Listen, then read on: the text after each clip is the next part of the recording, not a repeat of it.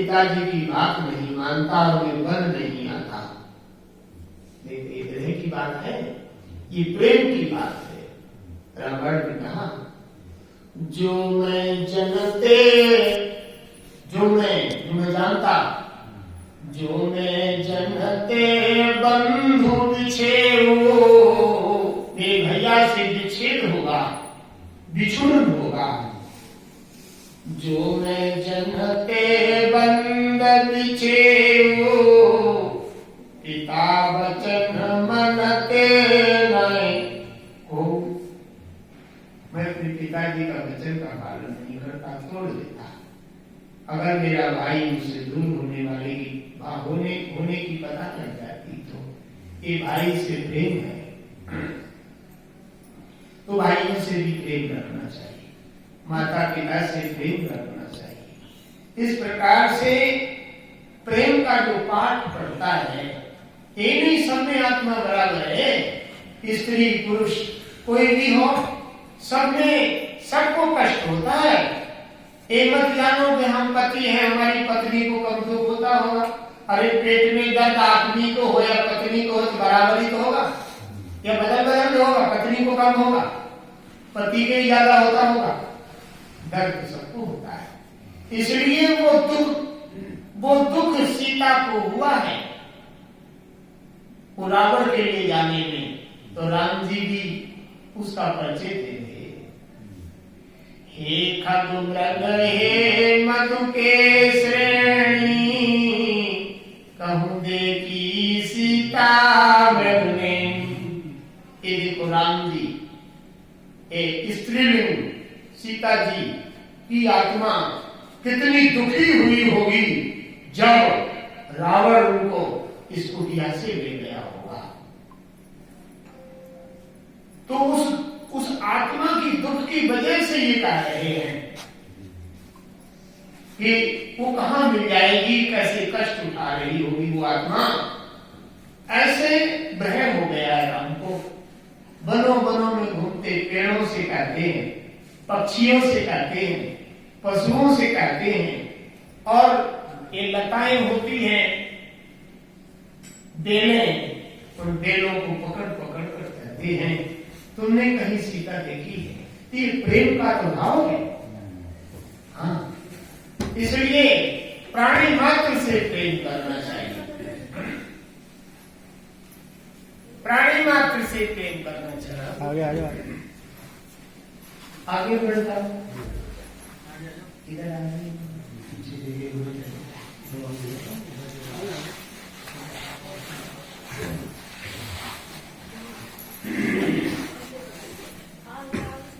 बहुत सुंदर बात। आज के दिन में ऐसे पर्व में, ऐसे त्योहार पर आप सभी को बहुत बहुत धन्यवाद, जो आज गुड्डू के ग्रह में कुछ सत्य की बातें, साची बातें कहने का और आप लोगों को सुनने का अवसर मिला है। तो अभी चैप्टर चल रहा था प्रेम का।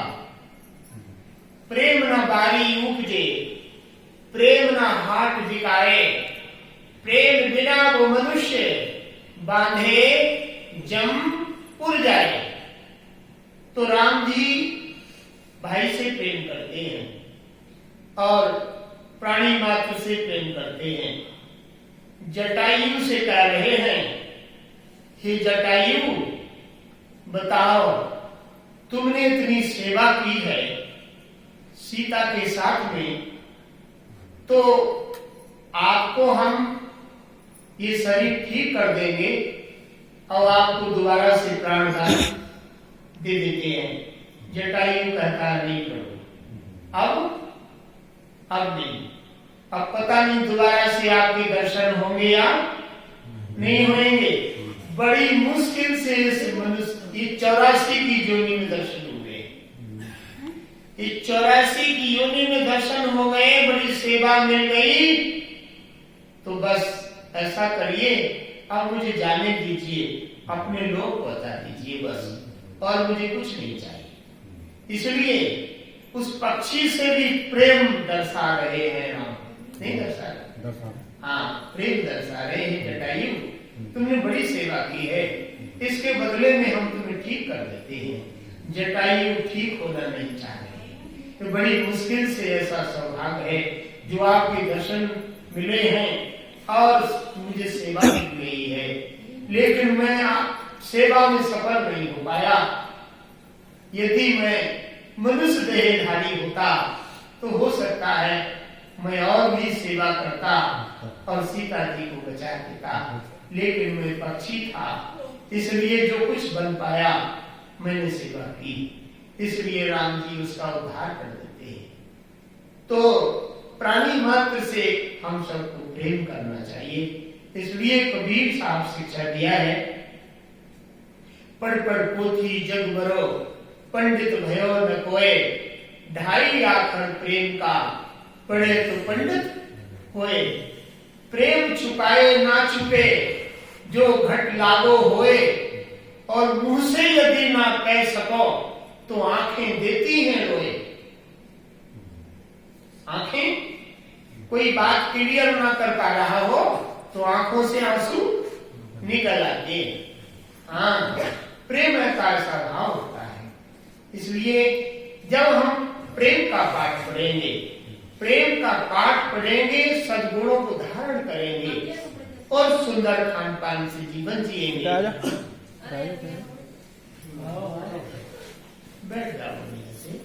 देखो, एक तो खान पान हम सबका बढ़िया होना चाहिए। राम जी ने 14 वर्ष तक कंदमूल फल खाए, चावल भी नहीं मिले, रोटी भी नहीं मिली, पनीर भी नहीं मिला होगा, कहाँ मिला होगा? हाँ, एक पूरी कचौड़ी भी नहीं मिली होगी, कुछ नहीं। बेचारे 14 वर्ष तक कोई कंदमूल खाते रहे। हाँ, कोई बढ़िया पौष्टिक आहार नहीं मिल पाया, ऐसा जीवन जिया। और केवट ने अपने घर में लाया बढ़िया बढ़िया सब चीजें लाके रख दिया। केवट ने मछली भी लाया, मुर्गा भी लाया और सब चीजें लेकर आया, फल भी लेकर आया। जितना मेटेरियल वो खाता था सब ले आया। केवट राम जी ने देखा, हाँ, तो कहा ये भी हटा दे, मुर्गा भी हटा दे, मछली भी हटा दे, ये कचौड़ी पकौड़ी भी हटा दे, सब हटवा दिया। क्या ले लिया? फल ले लिया। क्या ले लिया? फल खाया और वो माल पानी हटवा दिया। वो पूछता है, प्रभु ये नहीं खाने का है। हाँ, ये नहीं खाने का है, ये तो जो है शाकाहारी भोजन, जैसा खाओगे अन्न वैसा होगा मन, जैसा पियोगे पानी वैसी होगी वाणी। मनुष्य को मांस मछली नहीं खाना चाहिए। हे केवट, तुम आज से इन जीवों को न मारना और ऐसा खान पान नहीं करना। उसी दिन से केवट ने संकल्प ले लिया। राम जी ने बस एक दिन शिक्षा दी, वो भी थोड़े टाइम में। इतने कम टाइम में केवट को शिक्षा दिया कि जीवों को मार कर खाना नहीं चाहिए। ये साग सब्जी जो होती है, फल फूल, इनका यह करना चाहिए। उसी दिन से केवट को शिक्षा लग गई और उसने गंदा खान पान छोड़ दिया। हाँ, तो इसलिए शुद्ध भोजन पहले होना चाहिए। लेकिन आज अगर किसी को रख दिया जाए तो आज के दिन में कुछ लोग कहते हैं कि जम दिया है, जम दिया में तो मछली जरूर ही खानी चाहिए, फिर खाने को नहीं मिलेगी। ऐसे कहीं कहीं परंपरा है हिंदुओं में। हाँ, लाते हैं ऐसे। कितना अज्ञान है। आज दीपक घर में जगा है तो लोग खाने वाले उस दिन मछली खाते हैं, मांस खाते, बजाय शुद्ध घर करने की। वो तो लक्ष्मी आने की जगह और वो चली और जाएगी बेचारी। आज लक्ष्मी आने का आज से दिन है तो उसमें उसको रोकने का इंतजाम कर लेते हैं, कंधा संधा ले आती है। इसलिए अच्छा भोजन राम जी ने किया 14 बरस तक, और भी जगह जगह उपदेश देते रहे। सब जगह राम जी ने जिन जिन को उपदेश दिया वे सब वो राम जी के भक्त हो गए और संतों के कहे अनुसार अपना जीवन बढ़िया से जीना चाहिए। तो आज बहुत सुंदर बात रही। जन्मदिया वाले दिन बड़ी दीपावली में गुड्डू के ग्रह में आज आप सब लोग आए और सभी बड़े प्रेम भाव से इस जीवन को अच्छे से जीने की कला सीखनी चाहिए। ये मनुष्य का जीवन जो है बार बार नहीं मिलता है। राम ने सीखी है, लक्ष्मण ने सीखी है, और भी बड़े कृष्ण ने सीखी है, बलराम ने सीखी है। ऐसे लोगों ने जीवन जीने की कला सीखी है। तो ये सीखी किनसे है? संत महापुरुषों से। संतों के समीप बैठो, शिक्षा पाओ, तो धीरे धीरे वो सद्गुण आने लगते हैं और हमें समझ जाते हैं कि हमको किस प्रकार से जीवन जीना चाहिए। जब तक पढ़ाई लिखाई नहीं होगी तब तक समझ नहीं आता है। तो बताया काट कूट धरती सहे, खोद खाद धरती सहे, काट कूट बनलाए, कड़वे वचन साधु सहे, और दूसरे से सहो ना जाए। खोद खाद धरती सहे, ये धरती खेत बोए जा रहे हैं, इस समय खूब गहरा गहरा जोत देंगे हाथ से लोग, सह लेती है। और तुमको थोड़ा सा कोई चीरा मार दे तो FIR तुरंत कराओगे, कहोगे चाकू मारा। चाकू मारा, बढ़िया से जाओगे, लड़ाई कर दोगे। तो ऐसा ये क्यों होता है? ये सब अज्ञान है। तो सहन करने की क्षमता आ जाती है धीरे धीरे, कब? जब संतों की शरण में आने लगती है तब। तो खोद खाद धरती से, काट कूट बन राय, किसी पेड़ को काटो तो वो मना करता नहीं है, वो कट जाता है बेचारा। खोद खाद धरती सहे, काट कूट बन राय, कड़वे वचन साधु सहे, दूसरे से सहो न जाए। साधु कड़वे वचनों को सुन लेता है। एक घर पर भीख मांगता है, अगर वो महिला कह देती है जाओ, आ जाते हो रोज रोज, मोटे ताजी तो होते रहे हो, कमाया खाया नहीं जाता, तो वो लौट कर कुछ कहता नहीं है, दूसरे गेट पर चले जाता है। उस गेट पर भी कोई माँ उसको गाली दे देती है तो फिर लौट के नहीं कहता है, तीसरे गेट पर चले जाता है। ऐसे ही साधु जानता है कि इस महिला को बेचारी को ज्ञान नहीं है, इसलिए कह रही है जब मुझे ज्ञान है तो मैं लौटकर इसको क्यों कहूंगा उल्टा। जब हमको पता लग जाएगा, जब ज्ञान सीखने लगेंगे तो हम लोगों को भी अनुभव होने लगेगा कि जो कोई उल्टा हमसे कह रहा है, इस कहने वाले को ज्ञान नहीं है, इसलिए कह रहा है, उसका कोई दोष नहीं है, उसमें अज्ञान है इसलिए वो कह रहा है। और यही उसको ज्ञान हो जाएगा तो नहीं कहेगा। तो हम सब ये सब कुरीतियां, गलत बोलना, ये सब अज्ञान बस करते हैं। तो जब ज्ञान होने लगता है तो इस सब अज्ञान खत्म हो जाता है। कबीर साहब शिक्षा देते हैं कि दीपक के ऊपर साहब ने शिक्षा दिया, सब अंधियारों मिट गयो जब दीपक देखो माए। सब अंधियारों मिट गयो जब दीपक देखो माए। जब दीपक को देखा तो अंधियारा खत्म हो गया। जब मैं था तो हरि नहीं, अब हरि है मैं नाय। जब मैं माने अज्ञान, मैं माने अंधकार, मैं माने अहंकार। जब अहंकार था तो ज्ञान नहीं था। जब मैं था तो हरि नहीं।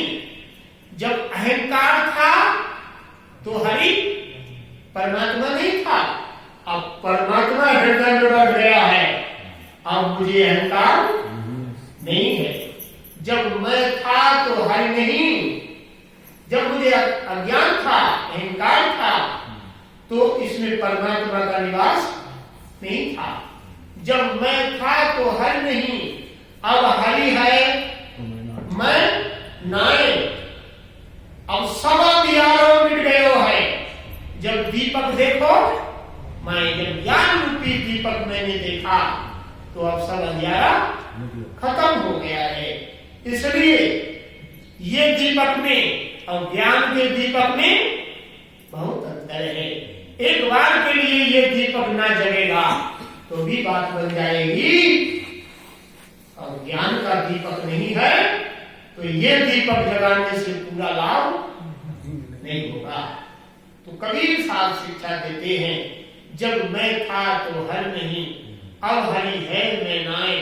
सब अंधियारों मिट गयो जब दीपक देखो मैं।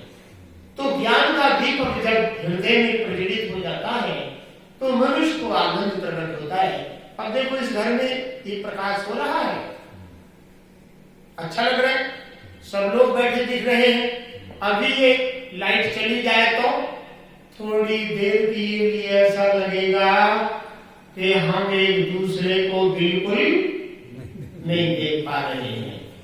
प्रकाश में इतना आनंद है, प्रकाश में सब कुछ दिखता है, अंधियारे में हाँ, बस इतनी बात है।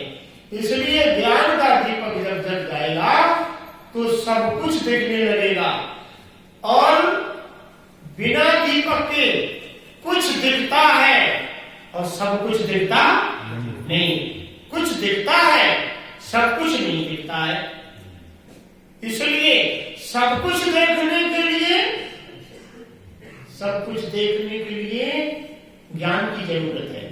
अंधे आदमी को रास्ते में चलते हुए वो पांव खिचेड़ के चलता है कि आगे कहीं गहरी जगह ना हो, तो उसको केवल वो जगह जितनी चल रहा है वही दिख रही है, लेकिन इधर उधर का उसे कुछ नहीं दिख रहा है।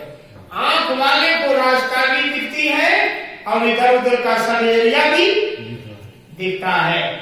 तो ज्ञान वाले को सब कुछ दिखता है और बिना ज्ञान वाले को सब कुछ नहीं दिखता है। कुछ दिखता है, सब कुछ नहीं दिखता है। इसलिए ज्ञान जब मनुष्य को हो जाए तो सब कुछ देखे तो अच्छी बात है, क्यों? हाँ, इसलिए कबीर साहब ने इस ज्ञान की शिक्षा के संदर्भ में एक दीपक के ऊपर प्रकाश डालते हुए ऐसी शिक्षा दिया है कि आज जन्म दिया है, जब दीपक जल जाता है तो यमराज चला जाता है। जब ज्ञान का दीपक आ जाए, अगर कोई भजन करता हो उस समय यमराज भी आएगा तो भजन करते हुए से तुम्हें नहीं ले जाएगा, वो खड़े रहेगा। तुम भजन को तोड़ोगे तब वो जो है उसको छेड़ेगा। भजन तोड़ोगे तो ले जाने की विधि बनाएगा, और भजन कर रहे होगे तो यमराज नहीं ले जाता है। इसलिए भजन में इतनी ताकत होती है। अगर कोई भोजन कर रहा हो तो तुम्हें जब तक भोजन नहीं कर लोगे तब तक तुम्हें सिपाही भी पकड़ने आया हो तो भी नहीं पकड़ेगा, कहेगा भोजन कर लो तब तुम ले जाएंगे। और भजन कोई आदमी कर रहा हो तो पुलिस वाले अगर उसी को पकड़ने आए हो तो जब तक भजन से नहीं उठ जाएगा तो तब पुलिस वाले भी पकड़ने से उठा कर नहीं ले जाएंगे, ना भोजन से ना भजन से। उसी प्रकार से यदि तुम भजन करते हो और यमराज भी आ जाए तो भी तुम्हारी आत्मा को नहीं ले जाएगा। इसलिए ज्ञान के दीपक में इतनी ताकत है। अगर मनुष्य कोई ज्ञान से जीवन जीता जीतता है तो वो यमराज को भी जीत लेता है, नहीं जीत लेता है। हाँ, इसलिए भजन में बड़ी ताकत है। तो इस प्रकार से बताया गया। आज बड़े सुंदर अवसर पर